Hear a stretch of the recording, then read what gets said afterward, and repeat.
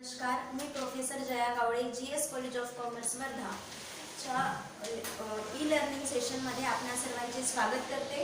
आजचं लेक्चर आहे BCom final year Marathi मीडियमसाठी कॉस्ट अकाउंटिंग। तर स्टुडंट, आपण टेंडर शीटच्या प्रॉब्लेम्सला सुरुवात केलेली होती आणि एक प्रॉब्लेम आपला झालेला आहे मागील लेक्चरमध्ये आणि आजचा हा आपला टेंडर शीटचा सेकंड प्रॉब्लेम आहे। मागच्या प्रॉब्लेम्समध्ये इन्फॉर्मेशन देताना तुम्हाला क्वेश्चनमध्ये इन्फॉर्मेशन देताना डायरेक्टली पॅरेग्राफ वाईज किंवा वर्डिंगमध्ये इन्फॉर्मेशन दिलेली होती, मात्र आजचा जो प्रॉब्लेम आहे तो डिफरंट असणार आहे। यामध्ये तुम्हाला प्रॉफिट अँड लॉस अकाउंट दिलेलं राहील आणि खाली ॲडिशनल इन्फॉर्मेशन दिलेली आहे आणि ते प्रॉफिट अँड लॉस अकाउंट आणि ॲडिशनल इन्फॉर्मेशन या बेसवर तुम्हाला हा प्रॉब्लेम सॉल्व्ह करायचा आहे। यामध्ये सुद्धा आपल्याला आधी कॉस्ट शीट बनवावी लागणार आहे आणि त्यानंतर आपल्याला त्या आधारावर टेंडर शीट तयार करावी लागणार आहे। प्रॉब्लेमची लिंक तुम्हाला डिस्क्रिप्शन बॉक्समध्ये दिलेली असेल, ती लिंक ओपन करून प्रॉब्लेम लिहून घ्यायचा आहे आणि सोल्युशनसाठी हा व्हिडिओ मग कंटिन्यू बघायचा आहे। तर क्वेश्चन दिलेला आहे, क्वेश्चन बघून घेऊ आपण, 2 मिनिटात क्वेश्चन समजून घेऊ आणि नंतर मग आन्सरला सुरुवात करू। तर क्वेश्चनमध्ये तुम्हाला अकबर अँड बिरबल कूलिंग कंपनीची इन्फॉर्मेशन दिलेली आहे। किती? 30 डिसेंबर 2018 ची। त्यामध्ये प्रॉफिट अँड लॉस अकाउंट दिलेला आहे, trading and profit and loss account दिलेला आहे। त्यामध्ये तुम्हाला ट्रेडिंग अकाउंटशी संबंधित माहिती आणि प्रॉफिट अँड लॉस अकाउंटशी संबंधित माहिती दिलेली आहे।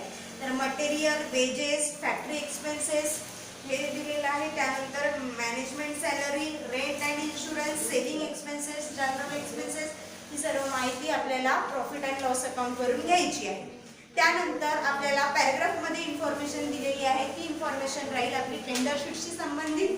तर त्यामध्ये काय सांगितलं आहे बघा की for the year ending 31 December 2018 the following forecast done, म्हणजे खालील फॉरकास्ट डन केला गेलेला आहे। त्यामध्ये काय विचार केला आहे की production and sales will be cycle 360 units. तर आधीचं जे प्रोडक्शन होतं बघा, जे trading and profit and loss account दिलेलं आहे ते कशाचं दिलेले आहे? 300 रेफ्रिजरेटर्सचं। तिथे प्रोडक्शन कशाचं केलं होतं? रेफ्रिजरेटर्स। किती होते? 300। मात्र जेव्हा आपण टेंडर शीट तयार करणार आहोत तर टेंडर शीट आपल्याला कशाची तयार करायची आहे? 360 सायकल्सची। क्लियर आहे? त्यानंतर इन्फॉर्मेशन दिलेली आहे की जे बाकीचे आयटम्स आहे आपला मटेरियल, वेजेस हे कशा पद्धतीने घ्यायचं, तर ते आपण जेव्हा आपण सॉल्व्ह करू तेव्हा बघूया। क्लियर आहे? तर सर्वात आधी जेव्हा आपल्याला सोल्युशनला सुरुवात करायची आहे तर सोल्युशनला सुरुवात करताना सर्वात आधी आपल्याला तयार करायचं आहे कॉस्ट शीट। कॉस्ट शीट कशाच्या आधारावर करायची आहे? तर आपल्याला क्वेश्चनमध्ये जे ट्रेडिंग आणि प्रॉफिट अँड लॉस अकाउंट दिलेलं आहे त्या आधारावर कॉस्ट शीट तयार करायची आहे। तर कॉस्ट शीट तयार करत असताना सर्वात आधी trading and profit and loss account मध्ये जे पद दिलेलं आहे ते आहे मटेरियल। तर मटेरियल आपण इथे घेऊया। सर्वात आधी येईल इथे मटेरियल। मटेरियलची प्राइस आहे 24,000। तर 24,000 प्राइस लिहिली। पर युनिट आपण काढू शकतो कारण आपल्याला प्रोडक्शन इन युनिट्स मध्ये दिलेला आहे 300। तर पर युनिट जर काढायचं असेल तर 24,000 डिवायडेड बाय 300। तर पर युनिट मटेरियलची प्राइस येईल इथे आपली ₹80। ठीक आहे? त्यानंतर दुसरा पद आहे वेजेस। तर वेजेस सुद्धा आपल्या या ठिकाणी येत असतो। वेजेसची अमाउंट दिलेली आहे 36,000 आणि पर युनिट वेजेस येईल आपलं 36,000 डिवायडेड बाय 300। तर पर युनिट वेजेस येत आहे आपलं 120। क्लियर? आता मटेरियल आणि वेजेस या दोन्हीच्या कॉम्बिनेशनने आपली येईल प्राइम कॉस्ट। काय येईल? Prime cost. तर याची बेरीज करूया आपण। तर प्राइम कॉस्ट इन युनिट्स काढायचं झालं तर प्राइम कॉस्ट इन युनिट्स येईल किती? 200 आणि टोटल येईल prime cost 60,000। Total prime cost आलेली आहे 60,000। देन यामध्ये आपण ऍड करत असतो factory expenses, factory on cost add करत असतो आपण फॅक्टरी ऑन कॉस्ट किंवा फॅक्टरी कॉस्ट। तर फॅक्टरी ऑन कॉस्ट मध्ये काय येत असतं? फॅक्टरीशी संबंधित एक्सपेन्सेस। तर trading and profit and loss account मध्ये बघा तुम्हाला फॅक्टरी एक्सपेन्सेस दिलेला आहे। किती आहे फॅक्टरी एक्सपेन्सेस? 15,000। ठीक आहे? तर फॅक्टरी एक्सपेन्सेस घेऊया आपण 15,000। पर युनिट फॅक्टरी एक्सपेन्सेस येईल 15,000 डिवायडेड बाय 300। तर 50 तर या आलेल्या प्राइम कॉस्ट मध्ये जर आपण फॅक्टरी एक्सपेन्सेस ऍड केलं, हीच एकच एक्सपेन्सेस आहे त्यामुळे हीच काय झालं आहे आपली फॅक्टरी ऑन कॉस्ट. तर फॅक्टरी ऑन कॉस्ट आली आहे आपली 15,000. आता प्राइम कॉस्ट मध्ये जर आपण फॅक्टरी एक्सपेन्सेस ऍड करतो आहे तर आपल्याला मिळेल फॅक्टरी कॉस्ट. काय मिळेल? Factory cost. तर फॅक्टरी कॉस्ट होईल आहे आपली 75,000 आणि per unit factory cost 200 plus 50 250. Clear आहे. त्यानंतर यामध्ये आपण ऍड करत असतो ऑफिस कॉस्ट, ऑफिस कॉस्ट किंवा प्रोडक्शन कॉस्ट. तर ऑफिस किंवा प्रोडक्शनशी संबंधित एक्सपेन्सेस आपण यामध्ये घेत असतो. तर क्वेश्चन मध्ये बघा, trading and profit and loss account मध्ये जे तुम्हाला प्रॉफिट अँड लॉस अकाउंटचे जे पद दिलेले आहे, जसं management salary, rent and insurance आणि सेलिंग एक्सपेन्सेस इथे येणार नाही, तो सेलिंग अँड डिस्ट्रीब्युशन मध्ये जाईल आणि नंतरचा आहे जनरल एक्सपेन्सेस. तर हे जे तीन पद आहे, management salary, rent and insurance आणि जनरल एक्सपेन्सेस, हे तीन पद आपले ऑफिस कॉस्ट मध्ये येतील. तर ऑफिस कॉस्ट मध्ये हे लिहूया आपण. पहिला आहे मॅनेजमेंट सॅलरी. मॅनेजमेंट सॅलरी किती आहे? मॅनेजमेंट सॅलरी 18,000 इनर कॉलम मध्ये लिहून मग नंतर आपण त्याची टोटल करू शकतो किंवा डायरेक्टली पण लिहू शकतो. त्यानंतर दुसरा आहे rent and insurance. Rent and insurance ची अमाउंट आहे 4,000 आणि त्यानंतर आहे जनरल एक्सपेन्सेस. तर जनरल एक्सपेन्सेस ची अमाउंट दिलेली आहे 5,000. टोटल जर केली आपण 18,000 प्लस 4,000 प्लस 5,000 तर टोटल होईल आहे आपली 27,000. 27,000. तर टोटल ऑफिस ऑन कॉस्ट किती आलेले आहे? 27,000. आपण याला लिहू शकतो office on cost 27,000. Per unit जर काढायचं झालं तर 27,000 डिवायडेड बाय 300. तर याची पर युनिट जर काढायचं झालं तर ते आपण डिवायडेड बाय 300 करून काढू शकतो. ठीक आहे. आता याला टोटल करूया आपण. 75,000 प्लस ऑफिस ऑन कॉस्ट 27,000. 75,000 मध्ये 27,000 जर ऍड केले तर आपल्याला इथे ऑफिस कॉस्ट मिळणार आहे 1,02,000. ऑफिस कॉस्ट आली आहे आपली 1,02,000. ऑफिस कॉस्ट पर युनिट काढायची झाली तर 1,02,000 डिवायडेड बाय 300 पर युनिट येईल आहे 340. ठीक आहे. त्यानंतर यामध्ये आपण ऍड करत असतो सेलिंग अँड डिस्ट्रीब्युशन एक्सपेन्सेस. तर selling and distribution expenses, selling and distribution expenses. तर सेलिंग एक्सपेन्सेस आपल्याला ट्रेडिंग आणि प्रॉफिट अँड लॉस अकाउंट मध्ये दिलेला आहे. किती आहे? Selling expenses 9,000. तर तो यामध्ये ऍड होईल. Selling expenses 9,000. Per unit selling expenses येईल 9,000 डिवायडेड बाय 300 करा ₹30. ऑफिस कॉस्ट आलेली आहे. ऑफिस कॉस्ट मध्ये आपण सेलिंग एक्सपेन्सेस ऍड करूया. एकच एक्सपेन्सेस आहे त्यामुळे हाच आपला total selling and distribution expenses होऊन जाईल. 1,02,000 मध्ये 9,000 आपण ऍड केले तर आपली प्राइस बनेल 1,11,000. 1,11,000 आणि ही जी प्राइस आहे ही राहील आपली टोटल कॉस्ट. काय राहील आहे? Total cost. आणि पर युनिट टोटल कॉस्ट येईल आहे आपली 1,11,000 डिवायडेड बाय 300. तर पर युनिट येईल आहे 370. क्लिअर आहे इथपर्यंत? यानंतर जी टोटल कॉस्ट आलेली आहे यामध्ये आपण प्रॉफिट ऍड करत असतो. तर प्रॉफिट बघा, इथे आपल्याला profit trading and profit and loss account मध्ये डायरेक्टली दिलेला आहे नेट प्रॉफिट. ते नेट प्रॉफिट या ठिकाणी ऍड होईल. किती आहे प्रॉफिट? 9,000. 9,000 चं पर युनिट जर प्रॉफिट जरी काढायचं झालं आपल्याला तर डिवायडेड बाय 300 केलं तर 30. जे टोटल कॉस्ट आलेली आहे त्याच्यामध्ये प्रॉफिट ऍड होईल आणि आपल्याला सेलिंग प्राइस मिळेल. तर सेलिंग प्राइस बघा आपली किती येत आहे? 1,20,000. किती आली आहे सेलिंग प्राइस? 1,20,000 आणि per unit selling price 370 plus 30 येईल आहे 400 किंवा 1,20,000 डिवायडेड बाय 300 जरी तुम्ही केलं तरी सेलिंग प्राइस पर युनिट तुम्हाला 400 मिळेल.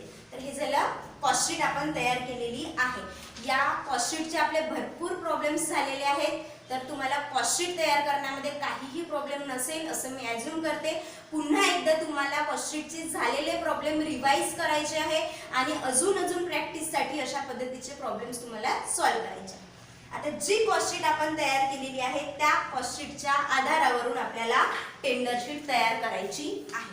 तर टेंडर शीट साठी आपल्याला इन्फॉर्मेशन दिलेली होती, तर ती आपल्याला आता एक्झाम्पल सॉल्व्ह करताना वाचून घ्यायची आहे. सोबतच सर्वात आधी टेंडर शीट सॉल्व्ह करताना मी तुम्हाला याआधी सांगितलं की टेंडर शीट ही आपली एक प्रकारची कॉस्ट शीटच आहे, परंतु यामध्ये फरक काय आहे की कॉस्ट शीट जी आहे ही वस्तूचं उत्पादन झाल्यानंतर केली जाते, तर टेंडर शीट ही त्या वस्तूचं उत्पादन व्हायच्या आधी केली जाते. जसं या वर्षामध्ये म्हणजे 2018ची जी माहिती दिली होती त्यामध्ये 300 रेफ्रिजरेटरचं प्रोडक्शन यांनी केलं होतं अकबर अँड बिरबल कंपनीने. मात्र आता ते पुढील वर्षी आपलं प्रोडक्शन चेंज करणार आहे. तर ते कशाचं प्रोडक्शन करणार आहे? सायकलचं प्रोडक्शन करणार आहे. किती सायकलचं? तर 360 सायकलचं प्रोडक्शन करणार आहे. तर मग 360 सायकलचं प्रोडक्शन करण्यासाठी त्यांना कोणता एक्सपेन्सेस किती प्रमाणावर येईल हे आपल्याला यामध्ये फाइंड आउट करायचं आहे किंवा कॅल्क्युलेट करून काढून दाखवायचं आहे की जर त्यांनी समोरच्या वर्षामध्ये 2019 मध्ये जर त्यांनी 360 सायकल्सचं प्रोडक्शन केलं तर त्यांना कोणता एक्सपेन्सेस किती प्रमाणावर येईल आणि टोटल एक्सपेन्सेस किंवा त्यांचं जे टोटल टर्नओव्हर आहे ते त्या वर्षाला किती राहील हे आपल्याला इथे फॉरकास्ट करायचं आहे, म्हणजे काढून दाखवायचं आहे. तर चला ते तयार करूया आपण. टेंडर शीट केलं, पर्टिक्युलर्स, अमाउंट आणि पर युनिट अमाउंट. यामध्ये सुद्धा प्रोडक्शन आणि जो पिरियड असेल त्याचा तो सेम इथे पण लिहायचा आहे. प्रोडक्शन आहे 360 सायकल्सचं आणि जे 360 सायकल्स जे आहे ते पुढील वर्षामध्ये बनवणार आहे, म्हणजे ते त्यांचा जो पिरियड आहे तो राहील 1 इयरचा. क्लिअर आहे? त्यानंतर यामध्ये सुद्धा आपल्याला सर्वात आधी येईल मटेरियल, की त्यांना पुढील वर्षामध्ये जेव्हा ते 360 सायकल्सचं प्रोडक्शन करतील तेव्हा त्यांना मटेरियल किती लागेल. तर मटेरियल साठी इन्फॉर्मेशन दिलेली आहे की the cost of material will increase by 20%. म्हणजे टेंडर शीट मध्ये कॉस्ट ऑफ मटेरियल घेताना त्या कॉस्ट ऑफ मटेरियलची जी प्राइस आहे ती 20% इन्क्रीज करायची आहे. तर इथे बघा कॉस्ट शीट मध्ये मटेरियलची प्राइस किती होती? ₹80. आपल्याला पर युनिट प्राइस बघायची आहे आणि जे इन्क्रीज किंवा डिक्रीज असेल ते आपल्याला सर्वात आधी पर युनिट मध्ये करायचं आहे आणि पर युनिट मध्ये इन्क्रीज किंवा डिक्रीज केल्यानंतर म्हणजे ऍड किंवा मायनस केल्यानंतर जी पर युनिट प्राइस येईल त्याला मल्टिप्लाय बाय जेवढं प्रोडक्शन असेल त्या प्रोडक्शननी मल्टिप्लाय करायचं आहे, म्हणजे आपली अमाऊंट निघेल. आता ते कसं? तर बघा इथे आपल्याला cost of material increase by 20% दिलेला आहे. तर आपण इथे बघू cost of material per unit किती आहे आपलं? ₹80. तर ₹80 मध्ये आपल्याला 20% ऍड करायचं आहे, म्हणजे इन्क्रीज करायचं आहे. कशाचे 20%? 80 चे 20%. तर 80 वर जर आपण 20% काढतो आहे तर बघा किती येते. तर 80 चे 20% येईल 60. तर यामध्ये 80 प्लस 60 20% इन्क्रीज आहे म्हणजे प्लस होईल. तर 80 प्लस 60 पर युनिट आपलं जे कॉस्ट आहे मटेरियलची ती येईल ₹96. पर युनिट मटेरियलची कॉस्ट किती आली आहे? ₹96. तर आता या 96 पर युनिट आहे. असे टोटल युनिट्सचं प्रोडक्शन किती युनिट्सचं करणार आहे आपण? 360 युनिट्सचा. तर 360 मल्टिप्लाय बाय 96 करा म्हणजे तुमची मटेरियलची प्राइस यामध्ये येईल. ठीक आहे? तर आता 360 मल्टिप्लाय बाय 96 जर आपण केला तर इथे आपली मटेरियलची प्राइस येत आहे 34,560. 34,560. समजलं आहे मटेरियल कसं घेतलं? त्यानंतर दुसरा पॉइंट आहे वेजेस. तर वेजेस येईल. वेजेस साठी काय सांगितलेलं आहे प्रॉब्लेम मध्ये की wages will increase by 5%. Wages सुद्धा इन्क्रीज करायचं आहे कितीने? 5% ने. तर कशामध्ये करावं लागेल? पर युनिट मध्ये. पर युनिट वेजेस किती आहे आधीचं? 120. 120 मध्ये आपल्याला 5% इन्क्रीज करायचे आहे. तर 120 चे 5% काढा आणि ते त्यामध्ये ऍड करायचे. तर 120 चे जर 5% काढले आपण तर ते होईल ₹6 तर 120 प्लस 6 आपलं टोटल पर युनिट होऊन जाईल आहे 126 म्हणजे वेजेस पर युनिट किती आलेला आहे 126. आता प्रोडक्शननी त्याला मल्टिप्लाय करायचं म्हणजेच 126 मल्टिप्लाय बाय 360 तर वेजेस इन रुपीज होईल आहे आपलं 45,360 45,360. तर अशा पद्धतीने मटेरियल आणि वेजेस घेतला आपण. आता हे दोन्ही ऍड करायचं आहे. दोन्ही ऍड केल्यानंतर आपल्याला मिळेल प्राइम कॉस्ट. काय मिळेल प्राइम कॉस्ट. तर प्राइम कॉस्ट येईल आहे आपली total per unit prime cost येईल 222 आणि इन रुपीज मध्ये येईल 79,920 79,920 आली आहे आपली प्राइम कॉस्ट. आता यामध्ये आपण कॉस्ट शीट प्रमाणेच यामध्ये आपल्याला ऍड करायचं आहे फॅक्टरी कॉस्ट, फॅक्टरी किंवा वर्क कॉस्ट. तर यामध्ये सुद्धा फॅक्टरीशी आणि वर्क कॉस्टशी संबंधित एक्सपेन्सेस येईल. फॅक्टरीशी संबंधित एक्सपेन्सेस जसं आपल्याला दिलेलं होतं त्याच पद्धतीने इथे सुद्धा फॅक्टरी एक्सपेन्सेस येईल. आता फॅक्टरी एक्सपेन्सेस किती घ्यायचा तर फॅक्टरी एक्सपेन्सेस किती घ्यायचा यासाठी आपल्याला सांगितलेलं आहे factory expenses will increase in the joint proportion of material and wedges. तर फॅक्टरी एक्सपेन्सेस जो आहे तो इनक्रीज करायचा आहे कसा की जे मटेरियलचा आणि वेजेसचं जॉइंट प्रपोर्शन असेल त्यामध्ये आपल्याला फॅक्टरी एक्सपेन्सेस इनक्रीज करायचा आहे. तर आता मटेरियल किती इनक्रीज झालं होतं 20%. त्यानंतर वेजेस किती इनक्रीज झालेला आहे 5%. तर टोटल जॉइंट प्रपोर्शन किती राहिलं आहे 25%. तर आता 25% कशाचे तर जे टोटल आपलं प्राइम कॉस्ट आलेलं आहे पर युनिट तर त्या पर युनिट प्राइम कॉस्टचे आपल्याला 25% काढायचे आहे. तर फॅक्टरी एक्सपेन्सेस साठी 222 मल्टिप्लाय बाय 25%. तर 222 मल्टिप्लाय बाय 25% जर आपण याचे काढले तर पर युनिट येईल आहे 55.50.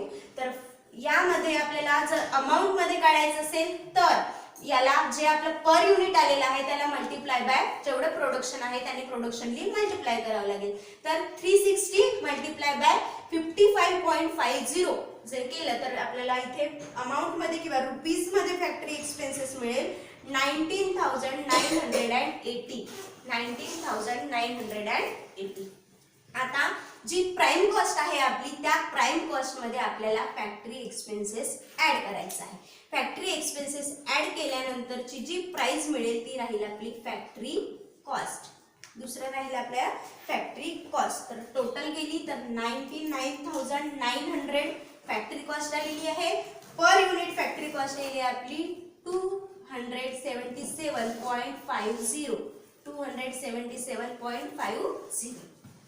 देन यानंतर आपण यामध्ये ऍड करत असतो ऑफिस किंवा प्रोडक्शन कॉस्ट.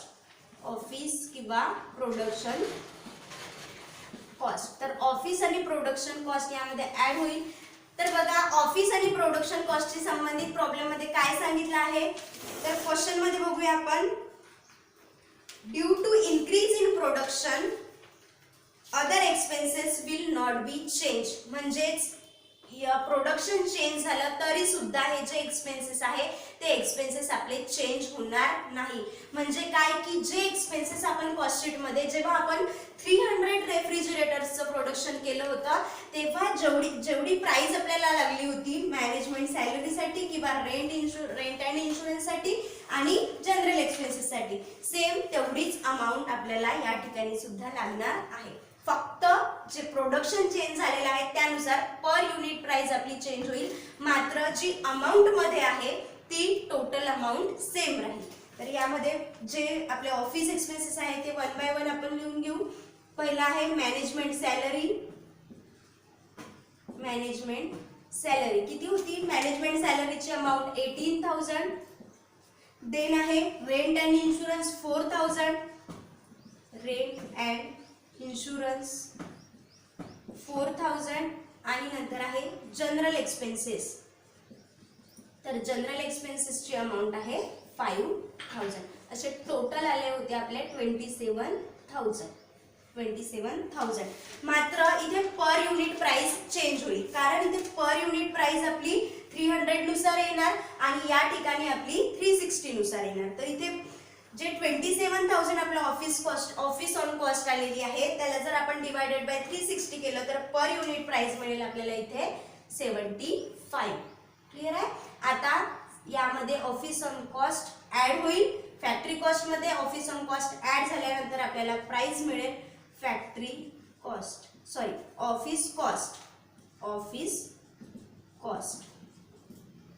Office cost. तर 99,900 मध्ये 27,000 ऍड होईल, 1,26,900.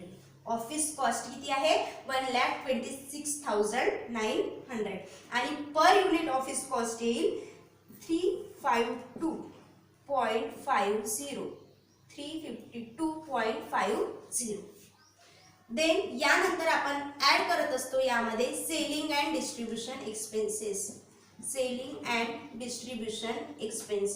तर सेलिंग अँड डिस्ट्रीब्युशन एक्सपेन्सेस साठी आपल्याला क्वेश्चन मध्ये सेलिंग एक्सपेन्सेस दिलेला आहे. तर सेलिंग एक्सपेन्सेस किती घ्यायचा किती राहील हे आपल्याला रिवाइज टेंडर शीट मध्ये किती घ्यायचं हे सांगितलं आहे. Per unit selling expenses will not change, म्हणजे जो पर युनिट सेलिंग एक्सपेन्सेस आपण इथे घेतला होता तो चेंज होणार नाही. पर युनिट सेलिंग एक्सपेन्सेस इथे किती आलेला आहे आपला ₹30. तर पर युनिट किती राहील इथे सेम राहील ₹30. मात्र जी अमाउंट आहे ती अमाउंट चेंज होईल, कारण इथे प्रोडक्शन चेंज झालेलं आहे. इथे फक्त 300 रेफ्रिजरेटर्सचं होतं, इथे 360 सायकल्स आलेले आहे, म्हणजे 60 प्रोडक्शन वाढलेलं आहे, त्यानुसार हे चेंज होईल. तर 30 मल्टिप्लाय बाय 360 जर केलं तर आपल्याला सेलिंग एक्सपेन्सेस मिळेल. 360 मल्टिप्लाय बाय 30 करा, सेलिंग एक्सपेन्सेस येईल आहे आपला 10,800. आता ऑफिस कॉस्ट मध्ये सेलिंग एक्सपेन्सेस ऍड केल्यानंतर आपल्याला मिळेल टोटल कॉस्ट येईल आहे आपली 1,37,700. 1,37,700 आणि पर युनिट टोटल कॉस्ट येईल आपली 382.50. आता टोटल कॉस्ट पर्यंतची इन्फॉर्मेशन आपल्याला दिलेली होती.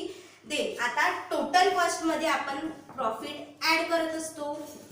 ठीक आहे. तर प्रॉफिट साठी इन्फॉर्मेशन दिलेली असेल कॉस्ट शीट मध्ये काढताना आपण trading and profit and loss account मधलं प्रॉफिट इथे घेतलं.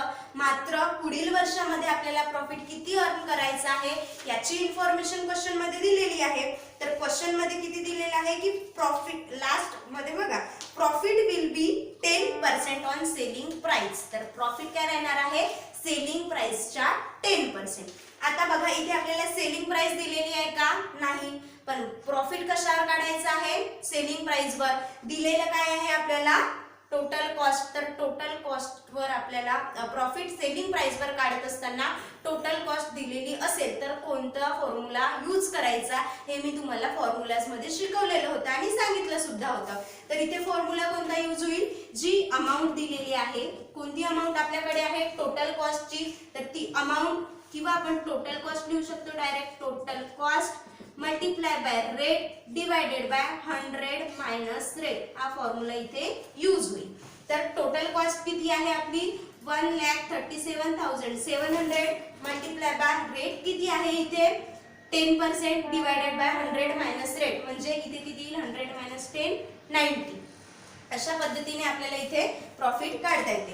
1,37,700 मल्टिप्लाय बाय 10 डिवाइडेड बाय 90 करा, तर इथे प्रॉफिट येईल आहे 15,300 आणि पर युनिट प्रॉफिट येईल 15,300 डिवाइडेड बाय 360 करा, पर युनिट प्रॉफिट येईल 42.5 किंवा 42.50.